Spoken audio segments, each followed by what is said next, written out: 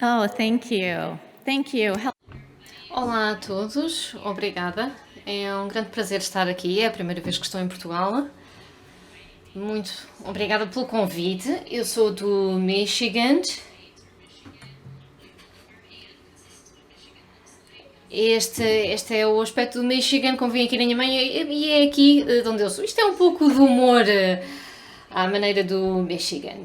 Eu vou falar um pouco do The Link para procuradores. Vou tentar ser detalhada, mas rápida.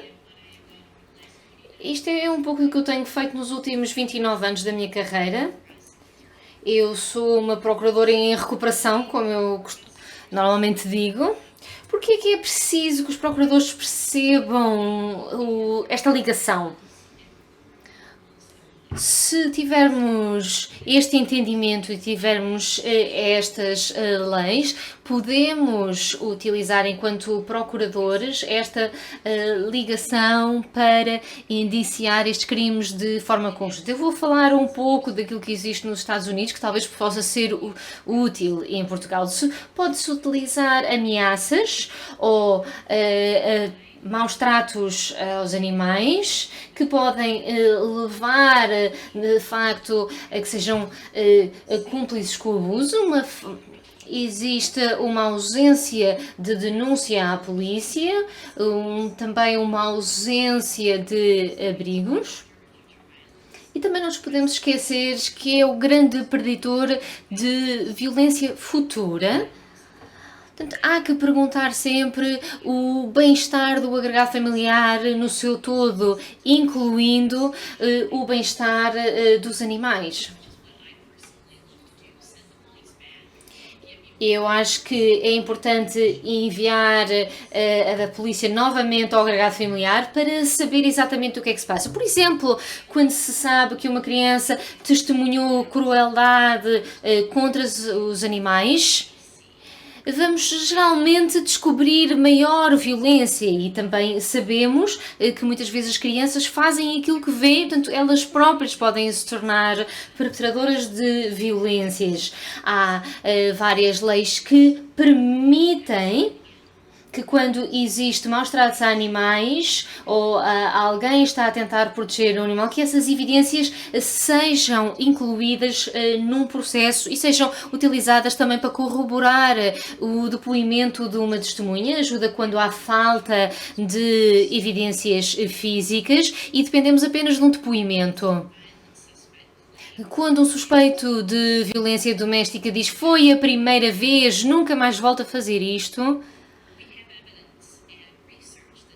temos já evidências e investigação que diz que provavelmente isso não é verdade. Houve um estudo que foi feito há uns anos que tinha a ver com indivíduos que tinham sido detidos por violência doméstica e 41% já tinham maltratado animais em comparação com 3% da população geral. E geralmente havia pelo menos 9 situações de maus tratos, de violência contra os animais, dando cabo desta afirmação de que era a primeira vez. Isso, aliás, para mim era logo um sinal de alerta. Quando um suspeito dizia que era a primeira vez, eu sabia logo que não era. E eu faço sempre uma pergunta às vítimas, às crianças, de qual é que é o estado do bem-estar dos animais, sobretudo se recusarem a depor ou se retratarem o seu depoimento. E poderia, de facto, introduzir esse depoimento adicional depois de fazer essa pergunta para também incluir intimidação da vítima ou esse agressor estar a ameaçar o animal de companhia.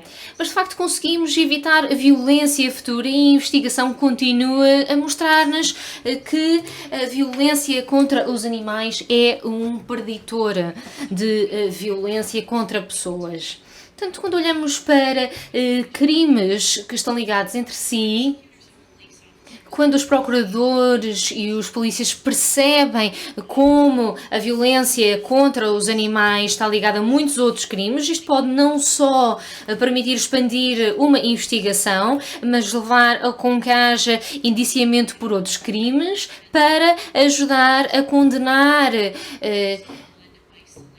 o arguído de todos esses crimes. Por exemplo, lutas entre os animais está ligado a diversos crimes, como agressão e maus tratos de crianças, drogas e roubo.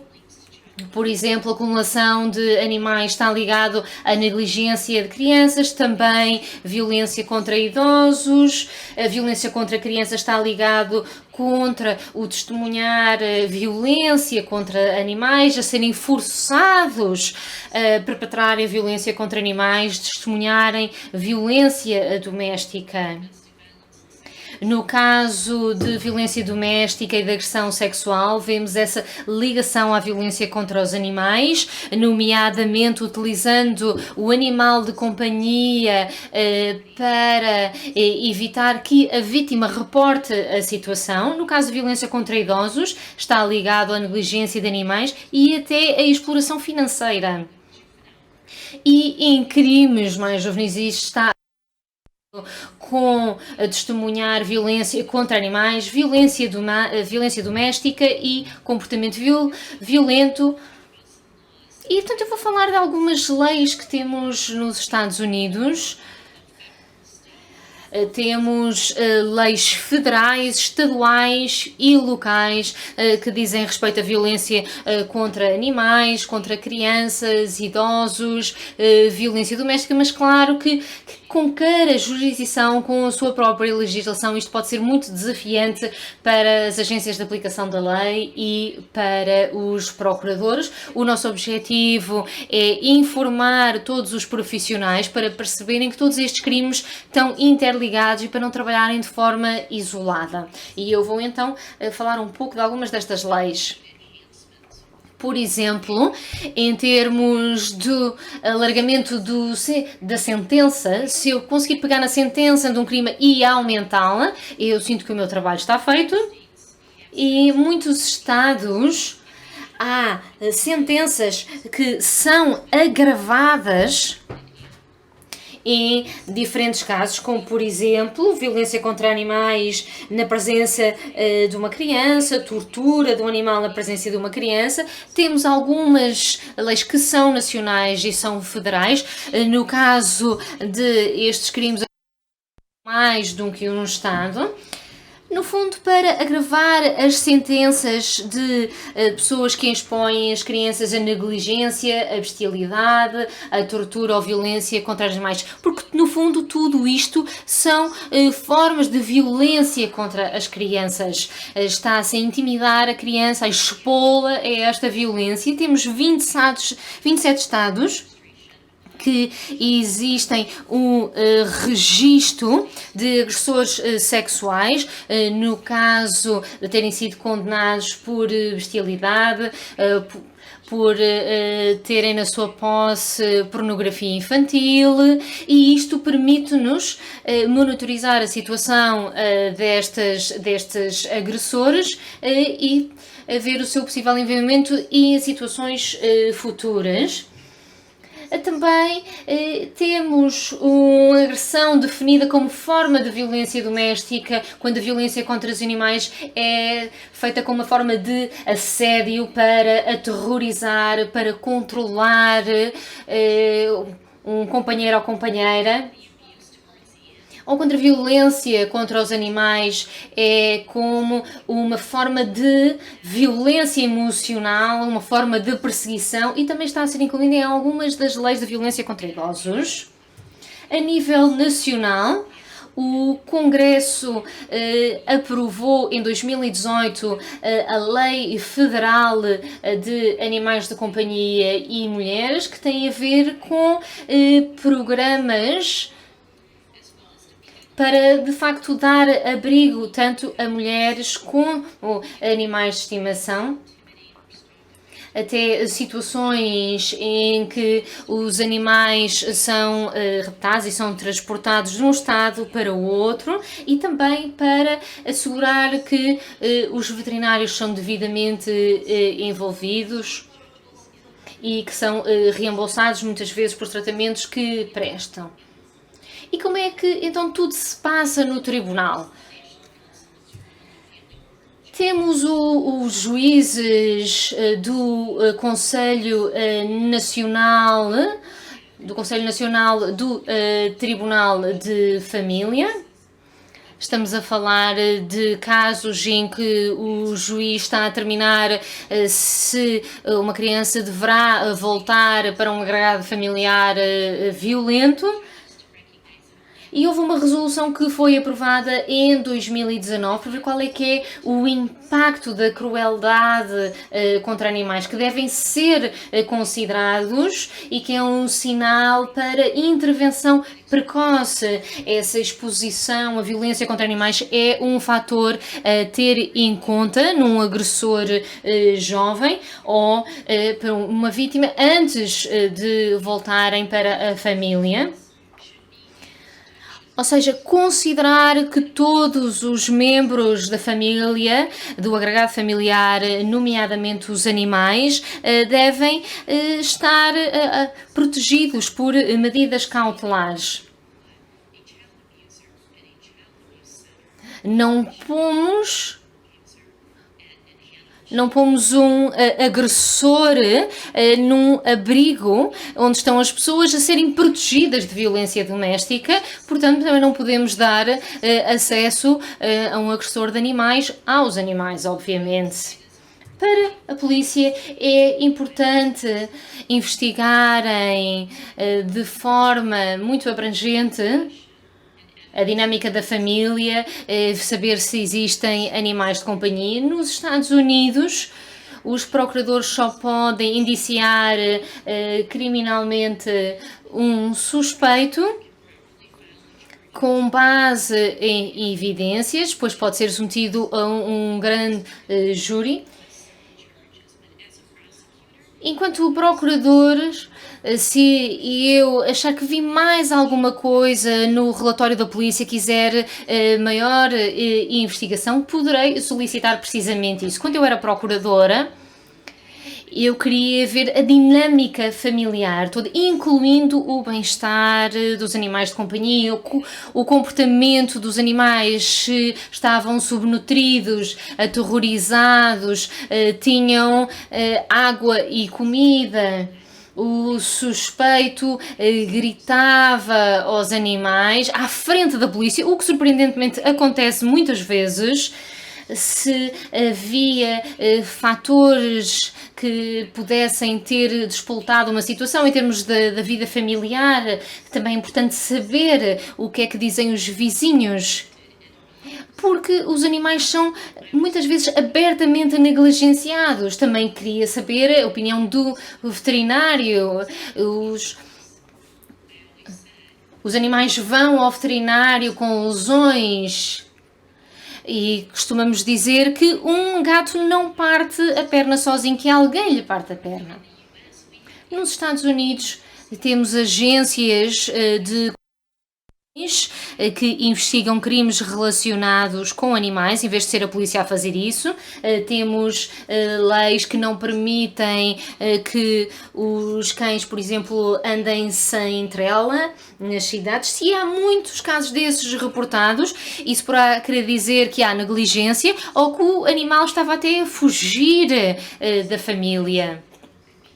E depois é importante que toda esta informação seja centralizada. Eu enviava os polícias para obterem esta informação e depois, se um polícia no local precisar de remover uma vítima do agregado familiar, também é preciso assegurar que os animais de companhia estão seguros. Nunca diríamos a uma vítima ou uma mãe para deixar as crianças para trás, portanto também não lhes podemos pedir para deixar os animais de companhia para trás. Nos Estados Unidos,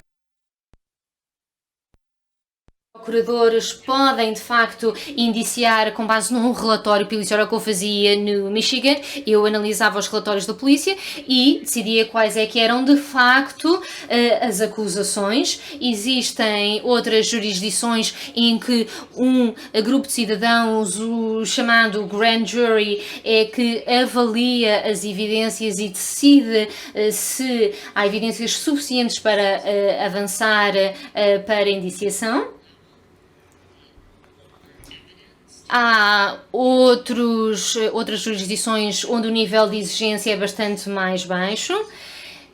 Eu frequentemente voltava a mandar a polícia para a cena do crime para recolher mais evidências, entrevistar outras testemunhas para que pudesse acrescentar acusações. Por exemplo, se houvesse uma acusação ou um caso de violência doméstica, eu queria saber como é que estavam os animais. Se eu não visse nada a referir o bem-estar dos animais de estimação, eu mandava-os de volta. E muitas vezes queixavam-se e perguntavam, mas porquê que está preocupada com os animais? E eu dizia, eu preciso de saber, porque eu sabia que havia esta ligação. Quando temos todas estas acusações, temos violência doméstica, violência contra as crianças, contra os idosos, contra os animais, quando temos tudo isto que aconteceu naquele agregado familiar, dá-nos a imagem completa daquilo que aconteceu ao juiz e ao júri. E isto é que a justiça dá também mais material e mais força ao procurador para possivelmente conseguir negociar uma sentença que assegure que a justiça é feita. Temos regras de evidência nos tribunais que permitem incluir depoimentos de outras pessoas, ou seja, alguém que está no tribunal a depor aquilo que outra pessoa disse. E estas regras são fiáveis se irem de encontro a estas exceções. E aqui o mais gostava era a regra 404B, porque eu podia incluir evidências de outros atos que não fossem crimes, mas para me ajudar a provar. Por exemplo, no caso de violência contra as crianças, se o suspeito diz, o arguido diz que foi um acidente, mas já há um historial de violência contra animais, não podemos utilizar essa violência contra animais apenas para mostrar que não é uma boa pessoa, mas sim para mostrar que não foi um acidente ou um erro. Podemos também utilizar as evidências de casos de violência contra animais que nunca foram a tribunal, com intenção, motivo, também para explicar o estado de espírito do arguido, também o estado de espírito da vítima e porque é que não denunciaram logo à polícia, porque é que tinham medo de denunciar ou porque é que retrataram o seu depoimento se estão a recusar a depor em tribunal. Porque é intimidação da testemunha ter um arguido a ameaçar os animais de companhia das vítimas. Portanto, isto pode frequentemente ser utilizado para provar um caso de violência contra crianças. No que diz respeito então aos depoimentos em tribunal, poderá ser muito assustador para uma vítima vulnerável, uma criança, um idoso, uma violência doméstica. Eu criei um programa há uns anos para ajudar as vítimas vulneráveis a deporem em tribunal. É um programa que dá apoio, porque quando uma vítima se sente segura, não se sente ansiosa, consegue contar toda a sua história e ser contra-interrogada pela defesa, que é um direito constitucional para todos os arguidos. E são animais que dão apoio a estas vítimas e que permitem que estas vítimas testemunham e que seja assegurada a justiça. Cerca de 90% de todos os processos criminais são resolvidos com uma admissão de culpa, ou seja, não disputam o resultado do relatório policial, mas no fundo, o arguido não está a admitir que fez algo errado, portanto, como é que pode fazer tratamento, aconselhamento, se não reconhece aquilo que fez? Portanto, eu acho que não devemos ter este tipo de acordo, mas sim, é preciso uma avaliação psicológica, mesmo que o arguido se dê como culpado, para eu saber o que é que se passava com aquele arguido, porque isso poderia mudar a minha abordagem. E um juiz nos Estados Unidos só pode adaptar o acordo quando um arguido admite que cometeu o crime, ou seja, se o arguido só admitir que cometeu o crime de violência doméstica, mas não o de violência contra animais, o juiz não pode sentenciar tratamento obrigatório no que diz respeito à violência contra animais. No que diz respeito, então, às sentenças, todas as vítimas podem fazer uma declaração no tribunal, mas claro que no caso de animais, os animais não podem fazer, mas o dono do animal pode fazer isso, ou até um procurador pode fazer. Eu fiz isso, por exemplo, no caso até de animais selvagens, como tartarugas e outros, e muitas vezes existe um período de pena suspensa, quando a pena não é. Também é importante assegurar que o arguido não terá contacto futuro com animais. Isto continua a ser um problema. Alguns procuradores acham que não faz mal, por exemplo, trabalhar num abrigo para animais, uma pessoa que foi sentenciada por violência contra animais. É importante que não haja este contacto com animais, se foram condenados de violência contra animais, e em muitos estados é opcional. E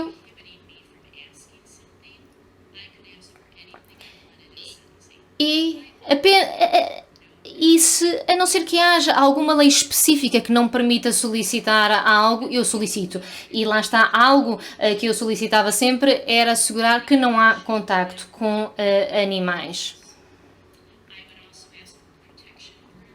Também uma ordem, uma medida cautelar, tanto para as vítimas humanas como animais. O tribunal também pode ordenar uma avaliação psicológica e tratamento, e temos vários estados que exigem isto, e outros com que fazem opcional, e também varia conforme se aplicam só a adultos ou a menores, mas de facto os planos de tratamento, as avaliações psicológicas têm uma eficácia muito variável. Temos aqui uma lacuna sobre o que diz respeito à violência doméstica, violência contra crianças. Temos um relatório de sentenciamento que é preparado e eu sempre assegurei que toda a informação era incluída, mesmo de outros crimes pelos quais possa não ter sido sentenciado. para que tudo fique devidamente documentado, porque uma boa reação por parte de procuradores, de juízes, da polícia pode evitar crimes futuros. Agora vou partilhar convosco um exemplo. Já foi há muito tempo, ninguém estava a analisar estas questões em tribunal. Envolvia uma rapariga de 8 anos que era vítima de agressão sexual durante vários anos, todas as noites, e nunca denunciou. Foi uma denúncia muito tardia, portanto não tínhamos qualquer tipo de evidências físicas. Era o seu testemunho quando o seu padrasto. Estes são casos muito difíceis de conseguir ganhar em tribunal. Eu estava a prepará-la para ela testemunhar em tribunal. Estávamos sentadas no chão, no meu escritório, e ela estava a pintar uma imagem de um gato, e qualquer pessoa que me conheça gatos sabe que eu gosto de gatos, e eu vi que estava a desenhar um gato, e eu perguntei-lhe: tens um gato? E ele disse: sim, tenho um gato chamado Oreo. E o Oreo está muito satisfeito por o meu pai estar na cadeia. E eu percebi que aquilo que eu ia ouvir não era nada de bom. E eu pedi-lhe para ela me contar a história do Oreo, e ela disse: o Oreo agora está bem, mas todos os anos, todas as noites, quando o padrasto entrava no meu quarto, e eu metia-me na cama, embrulhava-me nas mantas, à espera que acontecessem, mas o Oreo era quem me tentava proteger. Sentava-se à minha porta, e sempre que o padrasto vinha, ele bufava-lhe, e era essa altura em que eu sabia que tinha que preparar para aquilo que ia acontecer. E sempre que o Oreo lhe bufava e tentava impedir o meu padrasto de entrar no quarto, ele dava-lhe um pontapé, dava um pontapé no gato. E então já estava a começar a pensar como uma procuradora, então dava pontapés ao gato, tinha então que o Oreo tinha que assegurar que o Oreo ia ao veterinário para tirarem raio-x, e o raio-x mostrou de facto fraturas nas costelas. Eu já tinha iniciado o processo criminal, não podia acrescentar mais acusações, mas lembram-se da regra de evidências 404B. Eu consegui que o veterinário depois que mostrou os raios-x para o júri ver, e tínhamos ali um processo em que era só a palavra daquela criança contra a palavra do padrasto. E depois foi o Oreo que fez com que conseguíssemos ganhar o processo, porque o raio-x estava a corroborar o seu depoimento. Porque se não estava a mentir relativamente ao gato, não estava a mentir relativamente ao resto. E é assim que utilizamos esta ligação num tribunal. Muito obrigada.